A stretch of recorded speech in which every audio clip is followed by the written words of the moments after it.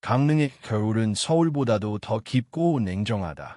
바닷바람에 실린 눈발이 밤하늘을 가르고 해안선을 따라 줄진 고급 주택들도 그 눈 속에 조용히 묻혀 있었다. 그 중에서도 언덕 위에 홀로 자리 잡은 윤가의 대저택은 마치 세상과 단절된 듯한 고요함을 간직하고 있었다. 조용히 그리고 차갑게. 윤민재는 오늘로 아내를 잃은 지 4월째였다. 병원에서 장례 절차를 마치고 새 쌍둥이 딸들과 함께 집으로 돌아온 그의 얼굴엔 말할 수 없는 공허함이 서려 있었다. 그는 단 한마디도 하지 않았다. 관처럼 무거운 침묵 속에서 오직 아기들의 울음소리만이 공간을 가르고 있었다. 밤 11시가 조금 넘은 시각. 민재는 여전히 잠들지 못한 채 창밖을 바라보고 있었다. 설경은 아름다웠지만 그의 마음은 그저 얼어붙어 있을 뿐이었다. 그때 어딘가에서 낯선 소리가 들렸다. 아주 미세하지만 분명히 아기 울음소리였다. 문제는 그 울음소리가 위아실이 아닌 뒤뜰 방향에서 들려온다는 것이었다. 민재는 즉시 코트를 걸치고 뒤뜰로 향했다. 집 뒤편에 있는 창고는 오래된 구조물로 지금은 거의 사용되지 않았다. 눈길을 뚫고 다가간 그는 문을 열었다. 찬 공기가 안쪽에서 쏟아지듯 밀려나왔고 그 안에선 믿기 힘든 광경이 펼쳐지고 있었다. 낡은 담요를 몸에 감고 어린 여자가 3명의 아기를 꼭 껴안고 있었다. 그녀의 입김은 허공에 흩어졌고 두 눈은 공포와 절망으로 가득 차 있었다. 서지원. 이틀 전 새로 고령된 가사도우미였다. 태어나자마자 엄마를 잃은 새 아기를 돌보기 위해 채용된 임시 인력이었다. 여기서 뭐 하는 겁니까? 민재의 목소리는 차가웠고 놀라움보다는 분노에 가까웠다. 지원은 놀란 듯 민재를 바라봤지만 도망치지 않았다. 그녀는 떨리는 목소리로 말했다. 죄송합니다. 유아실 난방기가 꺼져 있어서 아이들 체온이 너무 낮아졌어요. 창고에 임시 난방기가 있다는 걸 알고 있어서 그저 아이들을 따뜻하게 하려고. 그 말이 끝나기도 전에 누군가 뒤에서 문을 박차고 들어왔다. 백현식, 이 집의 총관리인, 20년 넘게 윤가의 모든 자산과 일정, 인력 관리를 맡아온 인물이었다. 그 뒤를 이어 몇 명의 보안요원도 들이닥쳤다. 회장님, 저 여자가 아이들을 데리고 도망치려 했습니다. 이건 명백한 유아 납치입니다. 무슨 소리예요? 전 지원이 급히 해명하려 했지만 백현식은 그녀의 말을 끊고 강하게 외쳤다. 이 여자 옷에서 보십시오. 이게 뭔지. 그는 그녀의 코트 주머니에서 작은 벨벳 상자를 꺼냈다. 상자 안에는 윤민재의 아내가 평소에 애지중지하던 목걸이가 들어 있었다. 모든 시선이 지원에게로 쏠렸다. 그녀의 얼굴은 창백해졌고 입술은 떨리고 있었다. 난 몰라요. 전 정말 몰라요. 그건 제 물건이 아니에요. 이쯤 되면 경찰에 연락해야겠군요. 백현식이 핸드폰을 꺼내들었다. 민재는 아무 말도 하지 않았다. 눈 덮인 창고 안, 새 아기가 추위에 울부짖고 있었고 한 여자는 진실을 말하고 있다고 믿는 눈으로 그를 바라보고 있었다.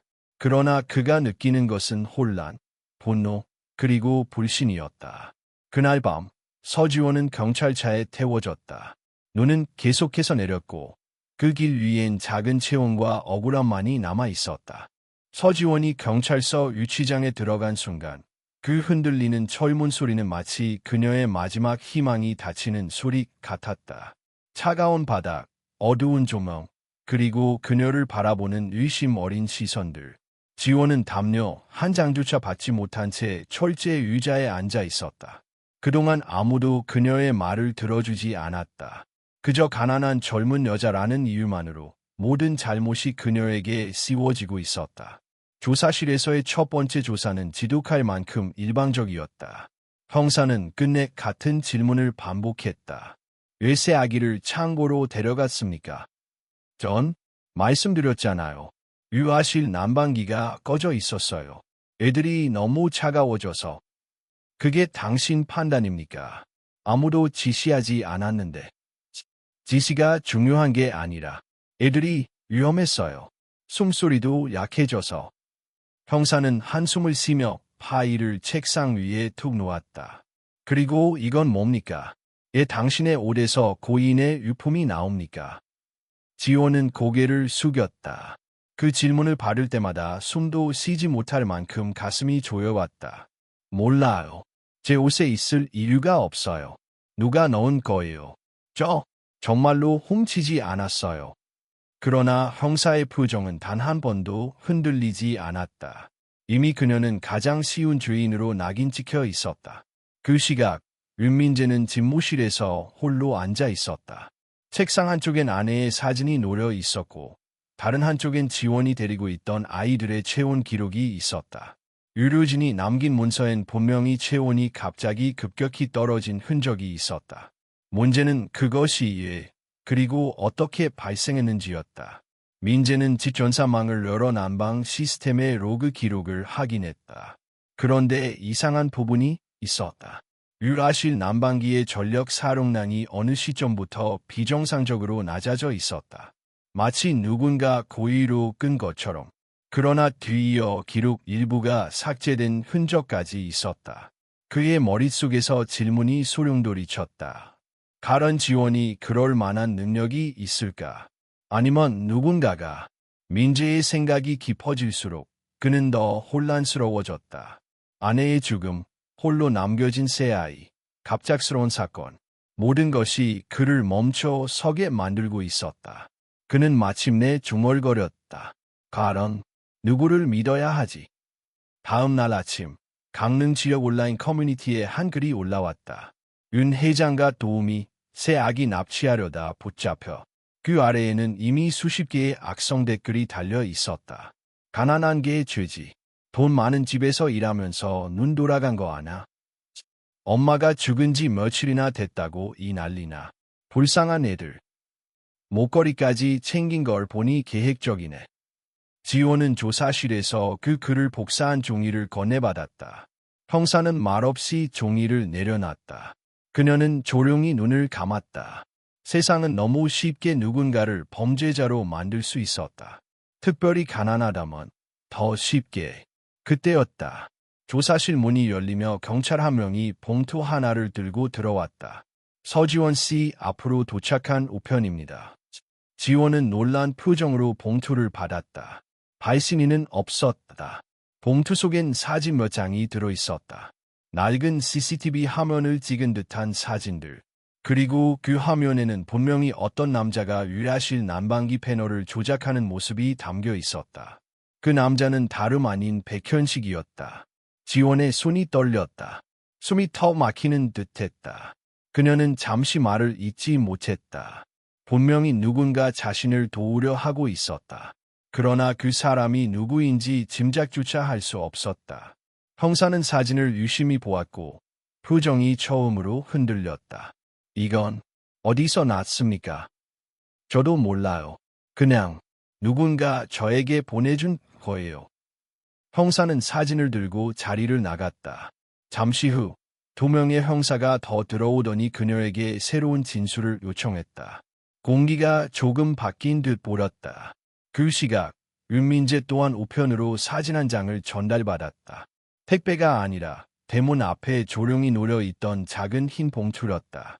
그 안에는 지원이 바른 사진과 거의 동일한 이미지가 들어있었다. 그리고 짧은 메모가 적혀 있었다. 애들을 구한 건 그 여자입니다. 진짜 범인은 다른 사람입니다. 진실을 보고 싶다면 난방기 설치 내역과 최근 결제 기록을 확인하십시오. 민재는 그 글을 여러 번 읽었다. 손끝이 약하게 떨리고 있었다. 이건 누군가의 장난이 아니었다. 누군가 내부 사정을 알고 있었다. 바로 그때 낯익은 이름이 머릿속에 스쳤다. 이민우, 집의 전 보수 담당자. 몇 달 전 백현식과의 갈등 후 돌연해고된 직원. 민재는 그날 민우가 어딘가 억울한 얼굴로 떠났던 모습을 떠올렸다.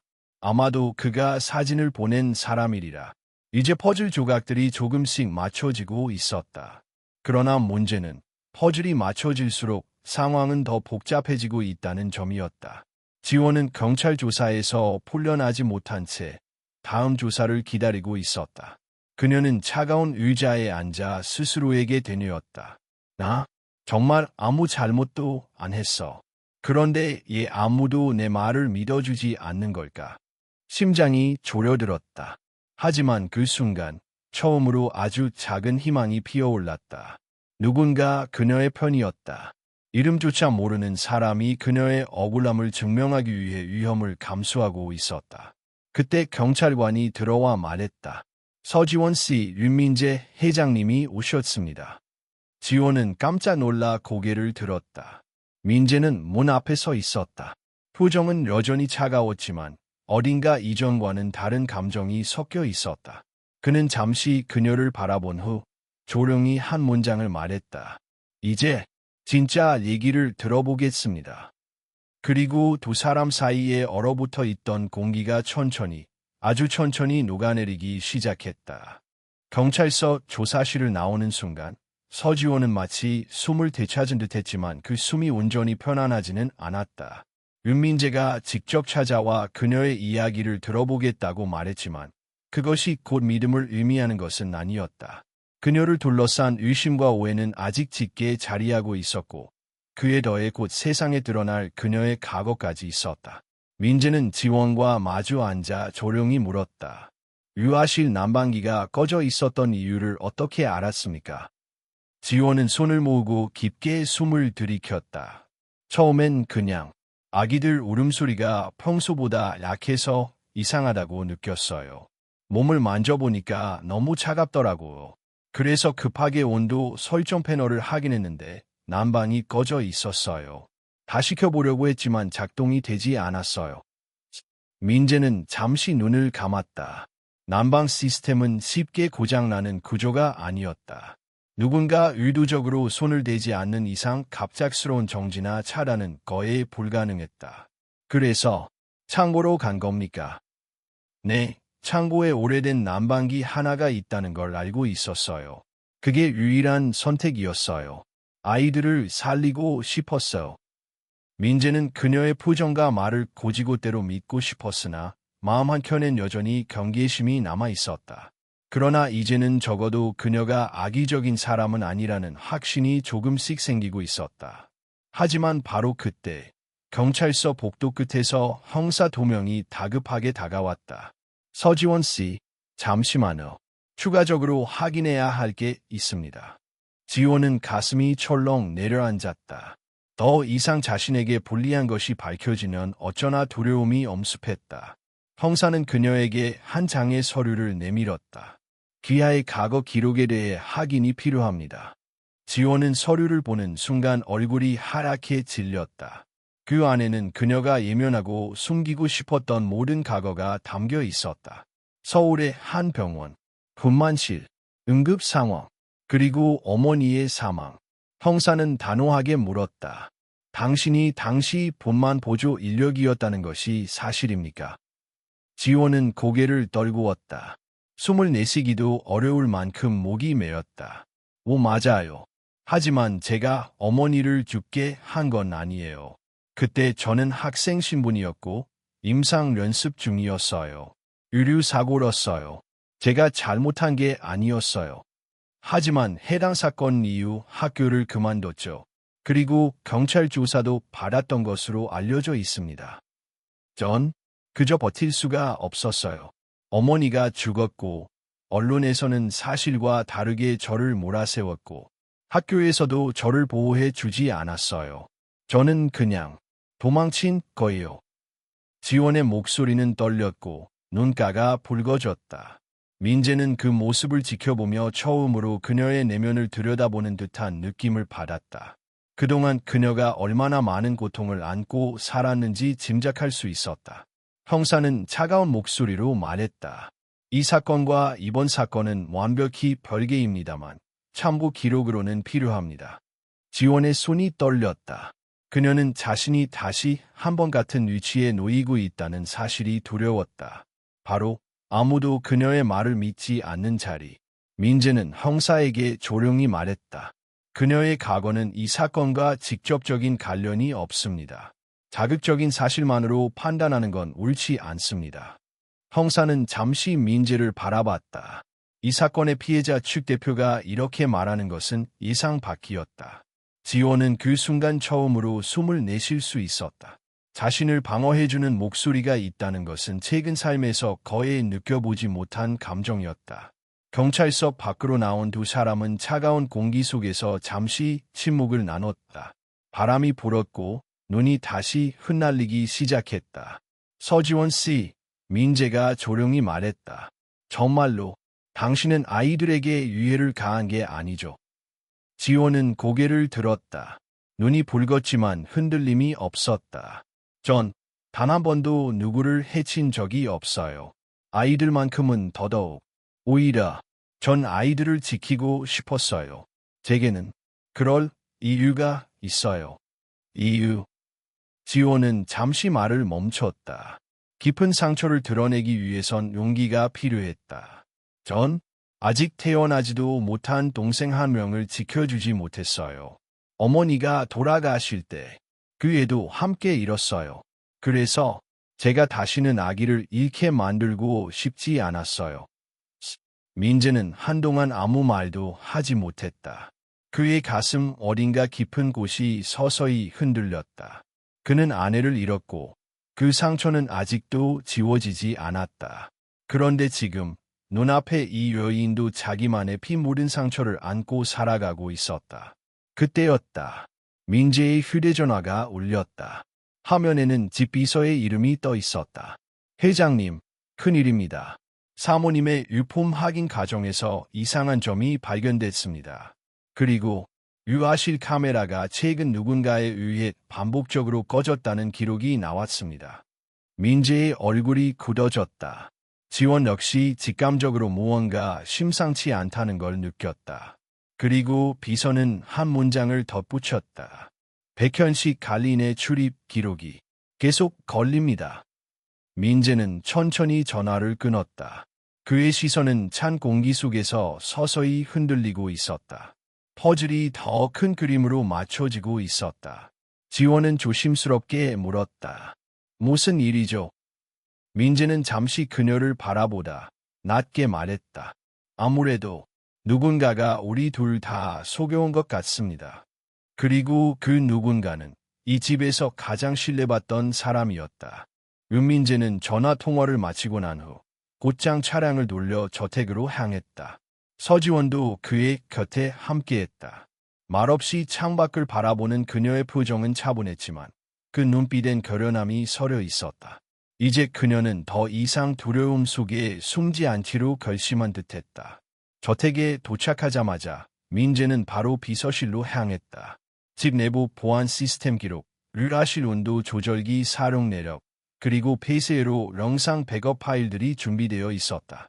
비서가 조심스럽게 설명했다. 회장님, 지난 2달간 유아실 난방기의 수동 조작 기록이 3차례 있었고 모두 특정 시간에 집중되어 있습니다. 특히 마지막 조작은 서지원 씨가 체포되기 30분 전에 발생했습니다. 민재는 그 시간대를 확인했다.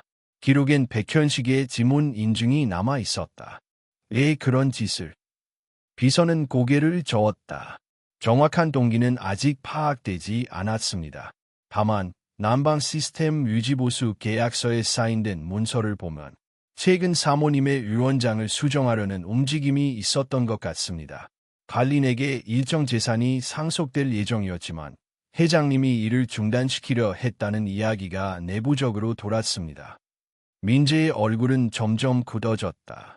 자신이 믿고 맡겨왔던 인물이었고 아내와도 오래 알고 지낸 사이였다. 그런 사람이 감히 아이들을 위험에 빠뜨리고 억울한 사람을 희생양으로 만들었다는 사실이 믿기지 않았다. 그 시각 지원은 유아실을 다시 찾았다.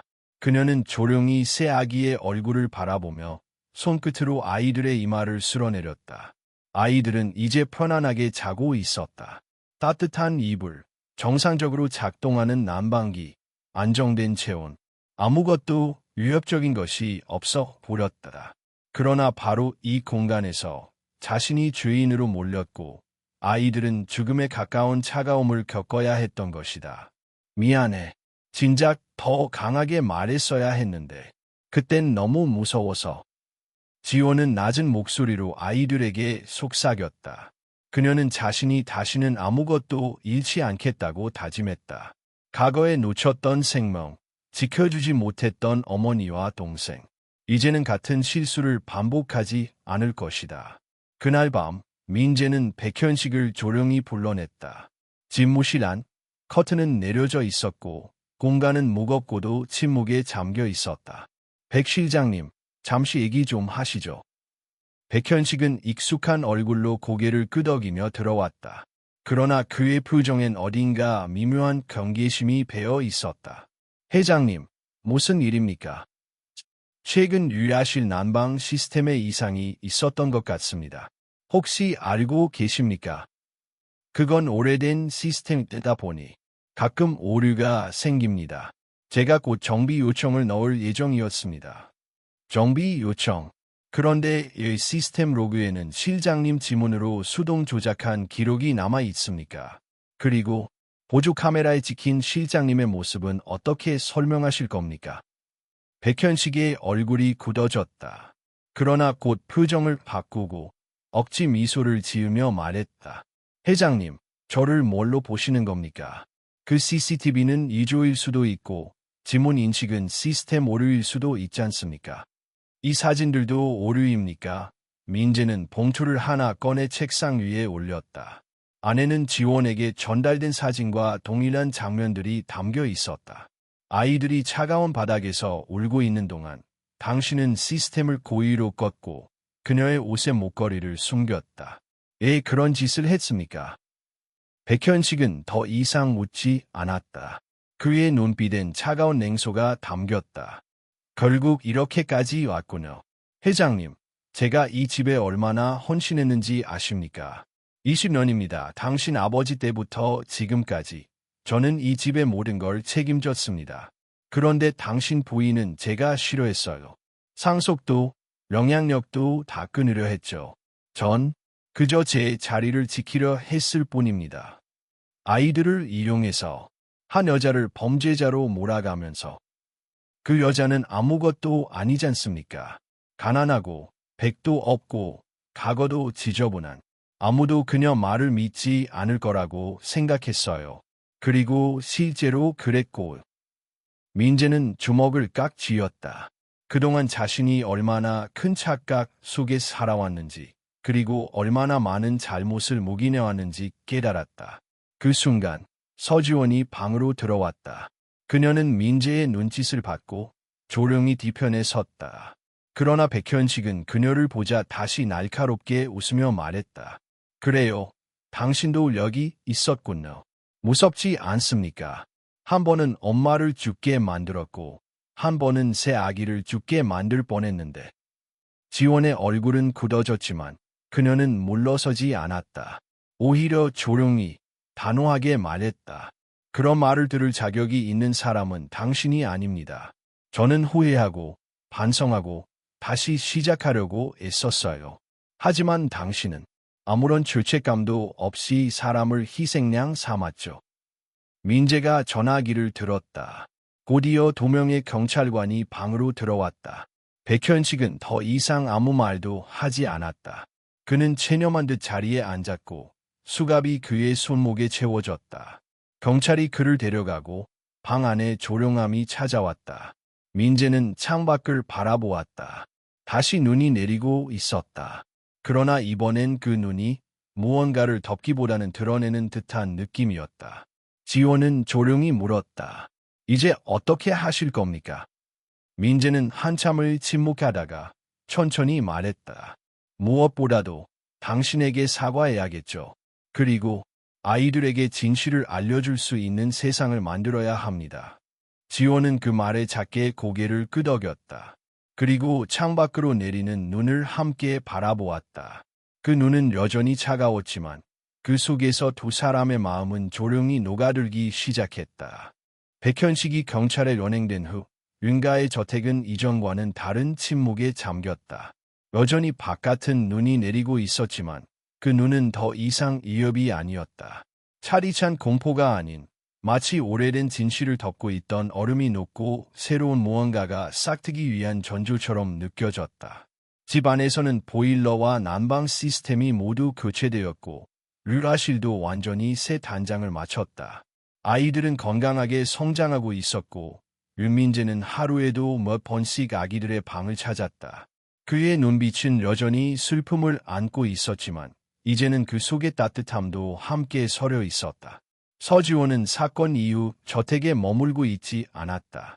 그녀는 임시로 머물던 게스트룸을 비운 뒤 자신이 고령된 계약 기간이 끝나기 전이라도 스스로 나가겠다고 말한 사람이었다.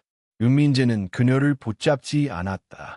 그녀가 머무는 것보다 스스로 떠나기를 선택한 그 용기를 존중하고 싶었기 때문이었다. 그날 아침, 지원은 마지막으로 아이들을 보러 갔다. 아기들은 그녀를 알아보는 듯 방긋 웃었고 작은 손으로 그녀의 손가락을 움켜쥐었다. 지원은 눈시울이 뜨거워졌지만 아이들에게 울음을 보이고 싶지 않아 억지로 미소를 지었다. 잘 자라야 해, 너희는. 세상 누구보다 소중한 존재야. 그녀는 아이들 곁에 작은 편지를 하나 남겼다. 그것은 아이들이 자라서 읽게 될지도 혹은 읽지 못하게 될지도 모르는 편지였다. 하지만 그녀는 꼭 남기고 싶었다. 그날 오후, 윤민재는 거실 책상 위에 놓인 서류 한 장을 발견했다. 그것은 사직서였다. 서지원의 글씨로 또박또박 적힌 짧은 문장이 그곳에 있었다.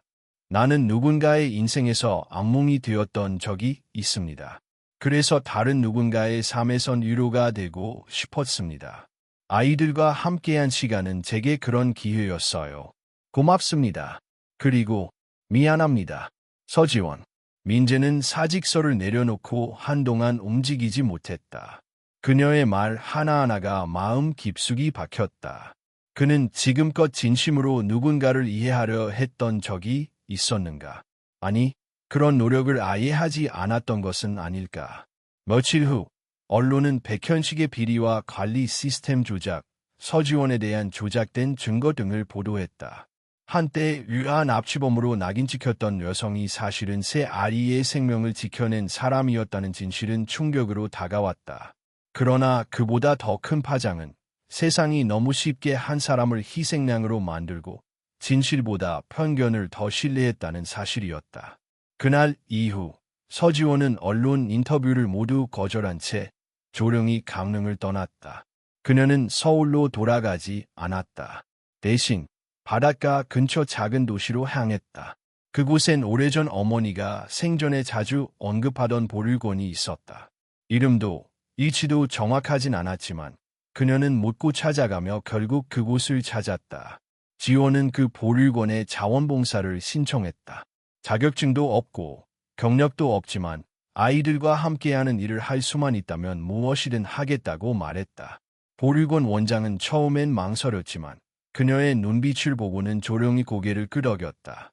그곳에서의 삶은 단순하고 조용했다. 그녀는 하루 종일 아이들과 함께 시간을 보내고 청소를 하고 책을 읽어주며 살았다.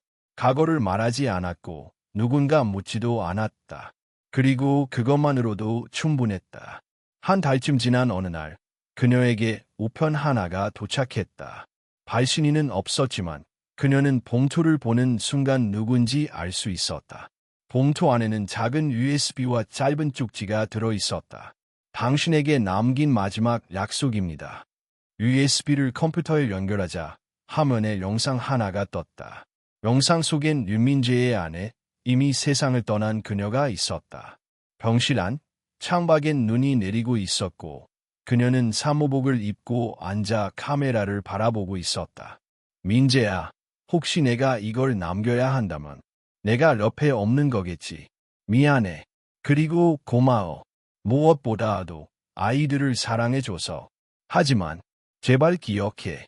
만약 언젠가 우리 아이들에게 새로운 누군가가 생긴다면 그 사람을 원망하지 말아줘. 내 자리를 지켜달라는 게 아니라 아이들이 사랑받을 수 있도록 당신 마음을 닫지 않기를 바라. 부디. 영상이 끝났을 때 지원은 아무 말도 하지 못했다. 그저 눈물을 흘릴 뿐이었다. 그것은 용서의 메시지이자 새로운 시작을 허락해주는 유언이었다. 며칠 후 지원은 보물원 원장으로부터 한 제안을 받았다. 후원자 한 명이 이 보육원을 재단으로 바꾸고 싶다고 했다. 그리고 그 재단의 초대 센터장으로 서지원을 추천했다는 것이다. 이름을 밝히진 않았지만 지원은 그 정체를 알 수 있었다. 그녀는 제안을 거절하지도 바로 수락하지도 않았다. 대신 작은 방에 혼자 앉아 밤새 고민했다. 그리고 결국 아침 해가 떠오를 즈음 답을 내렸다. 몇 개월 후 해안가에 새로 세워진 하늘아이 재단 건물에는 밝은색 벽화와 아이들의 웃음소리가 가득했다. 초대 센터장은 아침마다 아이들을 맞이하며 직접 문을 열었다. 그녀의 이름은 이제 지역 뉴스에 종종 오르내렸고 그녀의 과거는 더 이상 중심이 아니었다. 어느 날 재단 앞에 낯익은 남성이 아이 셋과 함께 서 있었다. 은민재였다. 아이들은 많이 자라 있었고 그녀를 보자 환하게 웃었다. 그녀도 웃으며 다가갔다. 잘 왔어요. 늦지 않았기를 바랐습니다. 아니요. 이제 막 시작된 거요. 아이들은 그녀의 손을 잡았고 그들은 함께 안으로 들어갔다. 햇빛이 창을 통해 따스하게 쏟아졌다. 그리고 세상은 여전히 완벽하지 않았지만 이 작은 공간만큼은 조금 더 따뜻해지고 있었다.